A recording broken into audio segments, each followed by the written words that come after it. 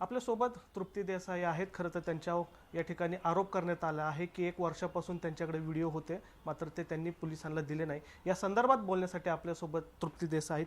ताई, 1 वर्षापासून तुमच्याकडे ते व्हिडिओ होते, तुम्ही सहकार्य केलं नाही, असा थेट आरोप रुपाली ठोंबरे यांनी केलेला आहे, संगीता तिवार यांनी केलेला आहे. काय नेमकं प्रकरण? बघा, मागील वर्षी मार्च महिन्यामध्ये जेव्हा हे प्रकरण श्रीरामपूरच्या एका वर्तमानपत्रात आलं आणि त्याला प्रसिद्धी मिळाली, तेव्हा त्या संपादकांनी मला फोन केलेला होता की ताई, ज्या अशोक खरातचं हे प्रकरण आलेलं आहे त्याच्या संस्थेवर राज्य महिला आयोगाच्या अध्यक्ष ट्रस्टी आहेत आणि त्याचे काही व्हिडिओ जे आहेत ते पेनड्राईव्हच्या माध्यमातून येणार आहेत. आणि त्यावेळेला मी सांगितलं होतं की आपण जे काय असेल ते समोर आणूया, परंतु बातमी प्रसिद्ध झाल्यानंतर जे आहे ते अशोक खरात आणि टीम जी आहे ती सगळी अलर्ट झाली आणि पेनड्राईव्ह काही आम्हाला मिळाले नाहीत. आम्ही प्रचंड फॉलोअप केला, परंतु मग व्हिडिओ मिळू शकले नाहीत. परंतु 5 मार्च 2026ला काही लोक नगरचे आणि नाशिकचे मिळून माझ्याकडे आत्ता आले आणि त्यांची अशी इच्छा होती की महिला दिनाच्या पार्श्वभूमीवर अशोक खरातचं प्रकरण जे आहे ते बाहेर आलं पाहिजे आणि या संदर्भामध्ये जी आहे ती त्याच्यावर कारवाई करणं गरजेचं आहे. माझ्याकडे पेनड्राईव्ह जेव्हा दाखवला गेला तेव्हा अनेक व्हिडिओ ज्याच्यामध्ये काही सरकारी अधिकारी महिला आहेत, काही अल्पवयीन मुली आहेत, काही नगरसेविका आहेत, असे अनेक व्हिडिओ जे आहेत ते मी पेनड्राईव्हमधले पाहिले आणि मी त्यांना सांगितलं की यामध्ये त्यांची अशी इच्छा होती की 6 मार्चला मी पत्रकार परिषद घ्यावी. पण त्याच वेळेला त्यांनी मला हे सांगितलं की अशोक खरातला माहिती आहे की आम्ही अनेक ठिकाणी हे व्हिडिओ घेऊन फिरतोय, त्यामुळे त्यांनी परदेशात जाण्याची तयारी केली. आणि मग पत्रकार परिषद आम्ही जर घेतली असती तर फिर्यादी महिला तातडीनं मिळाली नसती आणि गुन्हा दाखल झाला नसता. तोपर्यंत अशोक खरात जो आहे तो परदेशात पळून गेला असता. आणि म्हणूनच जे लोक माझ्याकडे आले होते 5 मार्चला रात्री, त्यांना मी सांगितलं की तुम्ही पोलिसांकडे जा. ते नगरच्या एसपींकडे गेले आणि त्यांना सांगितलं की मुख्यमंत्र्यांपर्यंत हे पोचवणं गरजेचं आहे, कारण याच्यात अनेक राजकीय मंत्री, अनेक राजकीय नेत्यांचा संबंध आहे. आणि मग ते पोलिसांकडे गेले. पोलिसांच्या माध्यमातून आम्ही ते प्रकरण जे आहे ते मुख्यमंत्र्यांपर्यंत पोचवलं. मुख्यमंत्र्यांकडे एक वरिष्ठ पोलीस अधिकारी हा पेनड्राईव्ह घेऊन गेले होते. मुख्यमंत्र्यांनी जेव्हा हे सगळे पेनड्राईव्ह व्हिडिओ बघितले तेव्हा त्यांनी नाशिकच्या पोलिसांना फोन केला की नाशिकमध्ये इतकं मोठं प्रकरण घडतंय आणि तुम्ही का कारवाई करत नाही. आणि मग फिर्यादी महिलेला बोलवलं गेलं आणि अशोक खरातवर कारवाई झाली. हे प्रकरण बाहेर आल्यानंतर तुम्हाला सगळ्यांना कळालं. पण या प्रकरणामध्ये कुठंतरी पत्रकार परिषद घेऊन प्रसिद्धीला येणं याच्यापेक्षा अशोक खरातला शिक्षा होणं, त्याचं प्रकरण बाहेर येणं, हे व्हिडिओ जनतेपर्यंत आले पाहिजेत. असा लिंगपिसाड जो व्यक्ती आहे त्याचं खरं रूप जनतेपर्यंत आलं पाहिजे. याच्यासाठी जी टीम मुख्यमंत्र्यांपर्यंत पुरावे पोचवण्यासाठी जी कार्यरत होती त्या टीमची मी एक सदस्य आहे आणि त्याचा मला प्रचंड अभिमान आहे की आम्ही मुख्यमंत्र्यांपर्यंत पोचवलं, पोलिसांपर्यंत तातडीनं पोचवलं आणि मुख्यमंत्र्यांनीही कारवाई केली. परंतु आता काहीतरी जे आरोप होत आहेत आमच्यावर की माझ्याकडे मग ते व्हिडिओ आले, मग आम्ही त्या बाबतीत का ॲक्शन घेतली नाही, किंवा त्या संदर्भात असं म्हटलं जातं की चाकणकरांबरोबर आम्ही संपर्क केला. चाकणकर त्या ऑलरेडी ट्रस्टवर आहेत, अशा पद्धतीचे आरोप जे आहे किंवा असे पुरावे आमच्याकडे आलेले होते. त्यामुळे चाकणकरांना त्या बाबतीत विचारायचा काही संबंध नव्हता, त्यांना फोन करायचा संबंध नव्हता. राहिला कुठली तरी डील, कुठली तरी तडजोड, एवढ्या घाणेरड्या प्रकरणामध्ये अशा पद्धतीनं नीच पातळीवर जाणारी कार्यकर्ती तर मी नाही आहे. त्यामुळे ज्यांनी कोणी आरोप केलेत त्यांनी जे आहे ती एखादी माहिती घेऊन केले पाहिजेत. विनाकारण एखाद्याच्या चळवळीतल्या कार्यकर्तीला बदनाम करणं हे चुकीचं आहे. आणि मला वाटतं की त्यांच्या पोटात यासाठीच दुखलं असेल की हे प्रकरण मुख्यमंत्र्यांपर्यंत आम्ही पोचवलं, हे त्यांना कळालं. आता जे काय अशोक खरातचा एन्काउंटर होऊ शकतो या संदर्भात या प्रकरणात आम्ही उडी घेतली. आणि हे प्रकरण सुरू असताना अशा पद्धतीचे व्हिडिओ जे आहेत ते माझ्यासारख्या सामाजिक कार्यकर्तीपर्यंत विश्वासाने आले, ह्या राजकीय महिलांकडे का गेले नाहीत.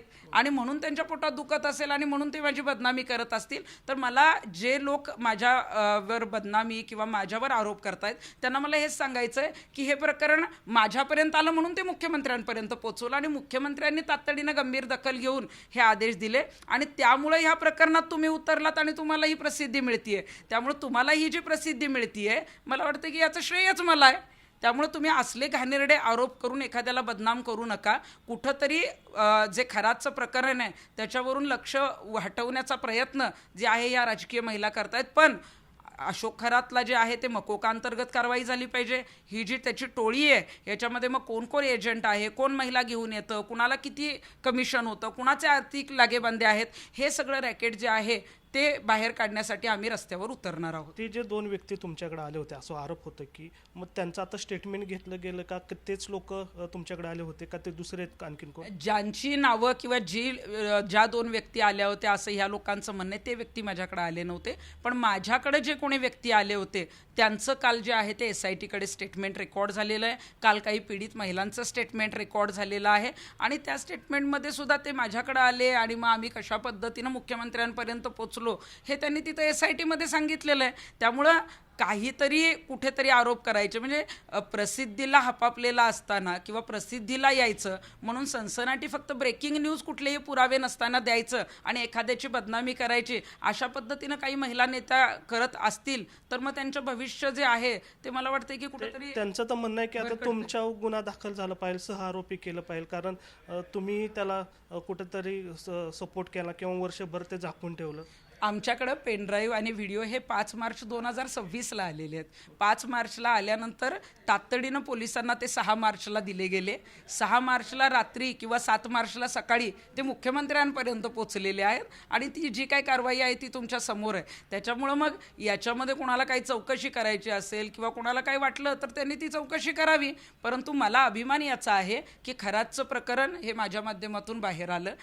खरं तर हे आम्ही जी काही मागे टीम काम करत होतो हे आम्हाला प्रसिद्धीला आणायचं नव्हतं कारण काही याच्यात सर्वसामान्य लोक आहेत जी घाबरत होती की हे प्रकरण बाहेर आल्यानंतर त्यांना चौकशीला सामोरं जावं लागेल किंवा त्यांना त्रास दिला जाईल. त्यामुळं कदाचित आम्ही ही जी काही टीम काम करत होतो तर मला वाटलं होतं की आपण चांगलं काम करतोय ना तर ते लोकांपर्यंत पोचावं. परंतु असे आरोप झाल्यानंतर उलट हे जे काही प्रकरण आहे ते मीच बाहेर काढले, माझ्यापर्यंत ते आलं होतं आणि माझ्या माध्यमातून मुख्यमंत्र्यांपर्यंत पोचलंय याचा मला अभिमान आहे.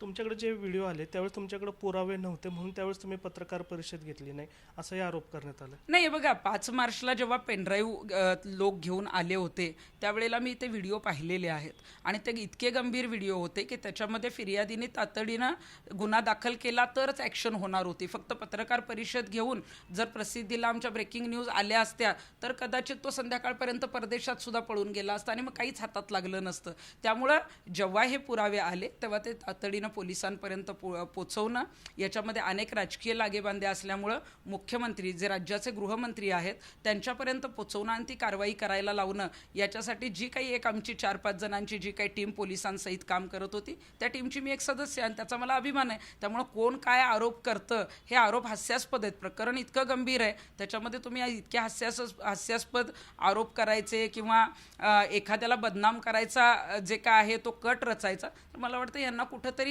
या प्रकरणात माझी एंट्री झाली आणि आता हे प्रकरण खूप चांगल्या पद्धतीनं मी हाताळू शकते हे कदाचित त्यांना बघवत नसेल म्हणून असे आरोप केले जात असतील. अगदी म्हणजे 2 कोटी 1 कोटी अशीही तडजोड केल्याचं म्हटलं जातं. हे बघा मी चळवळीतली कार्यकर्ती आहे. अनेक मोठमोठे आत्तापर्यंत जे आहेत ती प्रकरणं मी बाहेर काढलेली आहेत आणि त्या संदर्भात कधी कधी जे आहेत ते फोन येतात किंवा अशा पद्धतीनं तुम्ही याच्यामध्ये जे आहे ते कुठेतरी थांबा. पण आम्ही कधीही चळवळीत काम करताना कुठल्या प्रकरणात थांबलो नाही. कधी कुणाच्या 1 रुपयाचं आम्ही मिंद नाही आणि हे काम करते म्हणून अजूनच सामाजिक कार्यात आहे. अशा पद्धतीच्या सेटलमेंट करायच्या असत्या तर मी कधीच राजकारणात गेले असते. मी काय कुठली राजकारणी महिला नाही आहे आणि म्हणून मला आपल्याला सांगायचं आहे की नाशिक आणि नगरची जी लोक ज्यांच्याकडे पेनड्राईव्ह होता ती 5 मार्च 2026ला माझ्याकडे का आली कारण तृप्ती देसाईंवर त्यांचा विश्वास आहे. तृप्ती देसाई याच्यामध्ये तडा जो आहे तो हे प्रकरण मार्गी लावतील. हे जे व्हिडिओ आहे ते बघा हे माझ्याकडे प्रकरण आलं लगेच प्रसिद्धी मिळावी म्हणून मी कदाचित पत्रकार परिषद घेतली असती पण याच्यामध्ये खरातला शिक्षा व्हावी हे सगळं बाहेर यावं म्हणून आम्ही मुख्यमंत्र्यांपर्यंत ज्या पद्धतीनं गेलेलो आहोत तर मला वाटतं की खूप चांगल्या पद्धतीचं काम आमच्या माध्यमातून जे आरोप करतात त्यांना काय उत्तर देतात? जे आरोप करतायत मला त्यांना एवढंच सांगायचं आहे की तुम्ही हे जर प्रकरण हाताळत असाल तर अशोक खरातवर आता मकोका अंतर्गत कारवाई झाली पाहिजे. त्याची जी टोळी आहे त्यांची चौकशी होणं गरजेचं आहे आणि तुम्ही विनाकारण तृप्ती देसाईंविषयी काही माहिती न घेता किंवा रुपाली चाकणकरांना तर फोन करायचा काय संबंध आहे ज्यांचं नावच त्यांच्या ट्रस्टबरोबर जोडलेलं आहे आणि त्याचे पुरावे आमच्याकडे आले होते जे काही ट्रस्टवर त्या संचालक आहेत म्हणून रुपाली चाकणकरांना तर फोन करायचा संबंध नाही. डीलचा तर काहीच संबंध नाही कारण एवढ्या नीच पातळीवर काम करणारे मी कार्यकर्ता नाही आहे. त्यामुळे कुणाला असं काही वाटत असेल तर त्यांनी जे काय आहे ते असले खोटे आरोप केलेले आहेत. मी मुख्यमंत्र्यांपर्यंत हे पुरावे पोचवून खरातचं बिंग बाहेर फोडलेलं आहे. त्यामुळे मला अभिमान आहे की खरातचं प्रकरण मी बाहेर काढलं आणि मी प्रकरण बाहेर काढल्यामुळं जे माझ्यावर आत्ता टीका करतायत त्यांना प्रसिद्धी कुणामुळे मिळाली असेल तर तृप्ती देसाईंनी हे प्रकरण बाहेर काढल्यामुळे मिळालेली आहे. आता तुम्ही म्हणताय की हे प्रकरण बाहेर करायच्या टीममध्ये मी होते, तपास यंत्रणाला तुम्ही मदत करणार आहे का? आणि आणखीन काही तुमच्याकडे अशी गोष्ट आहे का ती खरातच्या अटकेपर्यंत किंवा आणखीन तपासापर्यंत मदत होऊ शकते? अनेक पीडितांचे मोबाईल्स नंबर जे आहेत ते SITकडे दिलेत. काल काही पीडितांची चौकशी सुद्धा झालेली आहे. अनेक असे काही पुरावे आहेत ते SITच्या अधिकाऱ्यांना दिले जातील आणि तिथं जर काही अजून काही पुरावे जर माझ्याकडे प्राप्त झाले तर निश्चितच मी तेजस्विनी सातपुते यांना भेटेन आणि ते पुरावे जे आहेत ते मला वाटते ते जाहीरपणे बोलण्यापेक्षा ते तपासाला देणं फार गरजेचं आहे आणि मी ते त्या अधिकाऱ्यापर्यंत पोचवेन. नक्कीच आपण या ठिकाणी पाहतो की या होत्या तृप्ती देसाई. त्यांच्यावर जे आरोप करण्यात आले होते त्यांचं त्यांनी खंडन केलेलं आहे. एवढंच नाही तर त्यांच्याकडे काही पुरावे जे आहेत ते लवकरच तपासी अधिकाऱ्यांना देणार सुद्धा आहेत. व्हिडिओ जर्नलिस्ट नितीन सांडबोरसह निलेश खरमरे, झी मीडिया.